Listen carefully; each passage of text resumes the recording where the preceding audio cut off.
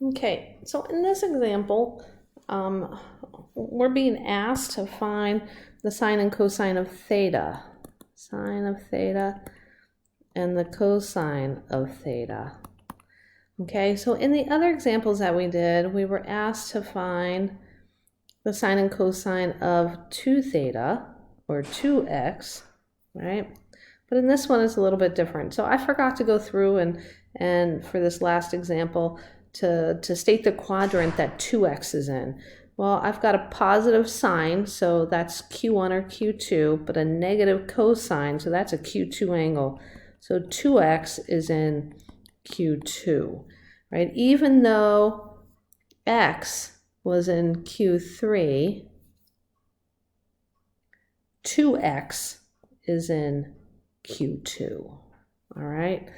So make sure that you distinguish the difference between whether you're finding the quadrant of the angle or double the angle, because that's really important. Okay, so it does say that theta is in Q3, and we have to find the sine of theta and the cosine of theta, given that cosine of 2 theta equals 3/4. So I have a couple of formulas that I can use. The cosine of 2 theta equals 2 cosine squared theta minus 1. And I can use that to find the cosine of theta because I do know the quadrant that theta is in. The quadrant is Q3, so I'm going to pick the negative version. So let's go ahead and plug in 3/4 into cosine of 2 theta. 3/4, what the heck is that? 3/4 equals 2 cosine squared theta minus 1. So I'm going to add 1 to it to get 7/4. And then I'm going to divide by 2 to get 7/8. And then I need to take the square root. So we're going to have to rationalize this one. So when I take the square root, I am going to find the negative version. So I have the cosine of theta equals negative radical 7 over positive 2 radical 2. So let's rationalize that. So we end up with cosine of negative radical 14 over 4. So when we do the same thing for sine, what I'm going to do for sine now is I'm going to use the cosine of 2 theta equals 1 minus 2 sine squared theta to solve this one. Okay, so I know the cosine of 2 theta is 3/4 equals 1 minus 2 sine squared theta. I'm going to subtract 1, so I'm going to get a negative 1/4 equals a negative 2 sine squared theta. And then when I divide by a negative 2, I'm going to get a 1/8 equals sine squared theta.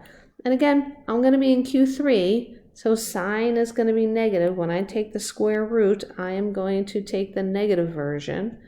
So I'm going to get a negative square root of 1 over 2 radical 2. And when I rationalize that, I get negative radical 2 over, that's a radical, over 4. Okay, so I was able to answer the question that they asked. All right, so in this one, we know that theta is in Q3, okay, because they told us that, but we don't have enough information to find out the quadrant of 2 theta because we only have one of the trigonometric values. Cosine's positive, so 2 theta is either in Q1 or Q4, but I don't know which one, okay? So we're not going to find out where 2 theta is in this problem. All right, so let's go ahead and start working on some of our identities. So we're going to verify that the secant of 2x equals the secant squared of x plus the secant to the 4th power of x all over 2 plus secant squared x minus secant to the 4th. All right, so that's a mouthful. I would say that the right-hand side looks a lot more difficult than the left-hand side. So I'm going to start with the right hand side, and I want you to notice that I'm going to be honest, I don't see anything to do besides factoring. So I'm going to go ahead and factor. I'm going to take a secant squared out of the numerator, secant squared, because that'll give me 1 plus secant squared of x here. And in the denominator, I cannot stand that this is backwards, so I'm going to factor out a negative and turn it to the right way, because I cannot factor that way. And then I'm going to factor the denominator, and I'm going to cross my fingers and hope that something reduces out. So when I factor that denominator, what are factors of -2 that add to -1? Well, -2 and +1. So secant squared of x minus 2, secant squared x plus 1. All right, so that looks really good. So that reduces out. And I'm left with secant squared x over, so I think now I'm just going to distribute my negative to get 2 minus secant squared x. All right, so now I really don't know what to do again, so I'm going to go to one of my other tricks, and that's going to be to write everything in terms of sine and cosine. 1 over cosine squared of x over 2 minus 1 over cosine squared of x. So complex fractions are a no-no, so I'm just going to multiply by the cosine of x over cosine squared x over the cosine squared x. So in the numerator I get 1, in the denominator I get 2 cosine squared x minus 1. And if you notice, this is one of my double angle identities. That is the cosine of 2x. So the reciprocal of cosine is secant of 2x. So I just came down here and I just solved for the secant of 2x and proved this identity. All right, so let's try another one. So again, I kind of like the right-hand side, seems like it's winning today. It's going to be the one that I work on for this problem. So somehow we're going to have to turn this into tan of 2 theta. So we only have one identity there, so we kind of need to take the right hand side and change this into the identity for the tangent of 2 theta. So there's not much that I really see here, besides maybe I can change everything into sine and cosine maybe. All right, I'm not sure what happened there, but let's go ahead and put it back. Okay, so, or I could just change everything into tangent too, because I know that secant squared is tangent squared plus 1. Let's do that. If I see an identity that I can use, I typically use this. This is tangent squared plus 1 minus 2. So let's see, 2 tangent of theta. When I reduce this, I get tangent squared of theta minus 1. Okay, so this looks like it's backwards from the identity that we need. So let's factor out a negative in the denominator, because I know when I factor out a negative, it switches the sign of both terms being subtracted, and I can switch their order because of that. And now my negatives reduce out.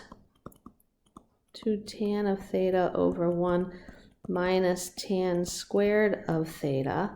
And now I know, because my identity tells me that 2 tan of a over 1 minus tan squared of a, that is just tangent of 2 times the angle.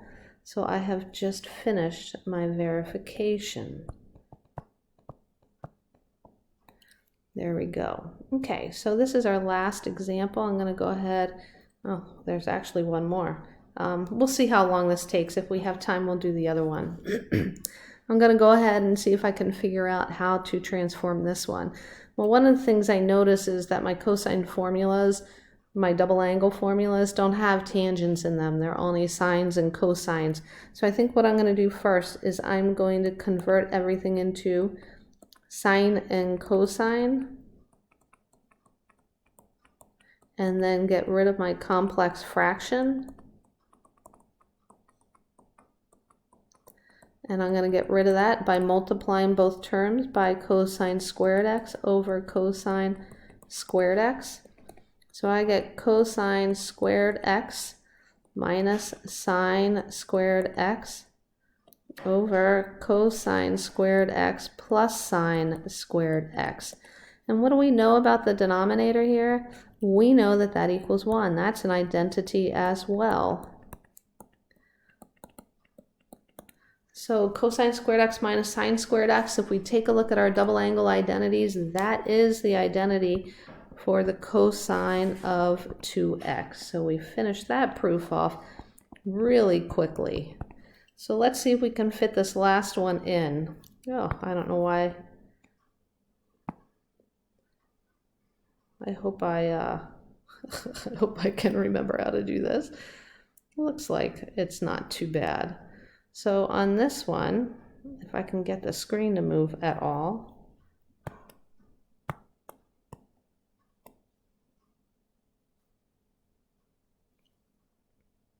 All right. Okay, so let's go ahead and erase that, but let's see if we can work through this. This might be a long one. We might not be able to fit it in. So I do think the left-hand side looks more complicated than the right-hand side.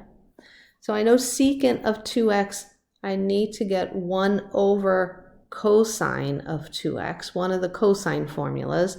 I need the reciprocal of. So I don't really know too much to do besides to expand this, because I don't see anything else in this. So I get 2 tangent of x over 1 minus tangent squared of x. So now I'm actually just going to go ahead and multiply that out to get 2 tangent squared of x over 1 minus tangent squared of x.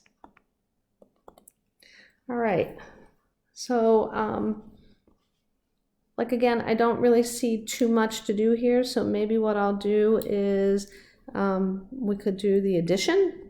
So let's write this as in fraction form, as an equivalent fraction over the LCD.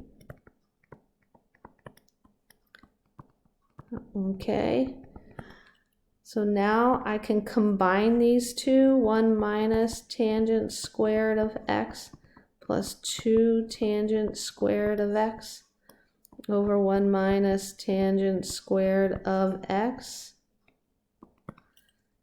So when I combine my like terms here, I get 1 plus tangent squared of x over 1 minus tangent squared of x. I don't really want to multiply by the conjugate of the denominator because then I'll get to the 4th power. So I think what I'll do is I'll just convert to sine and cosine. 1 plus sine squared x over cosine squared x over 1 minus sine squared x over cosine squared x, and then multiply by the cosine of x over the cosine of squared x to get rid of my complex fraction. So I end up with cosine squared x plus sine squared x over cosine squared x minus sine squared x. And the numerator here is just going to be 1. And if I take a look at the denominator, that is actually my double angle formula for cosine. So I think I have finished this proof.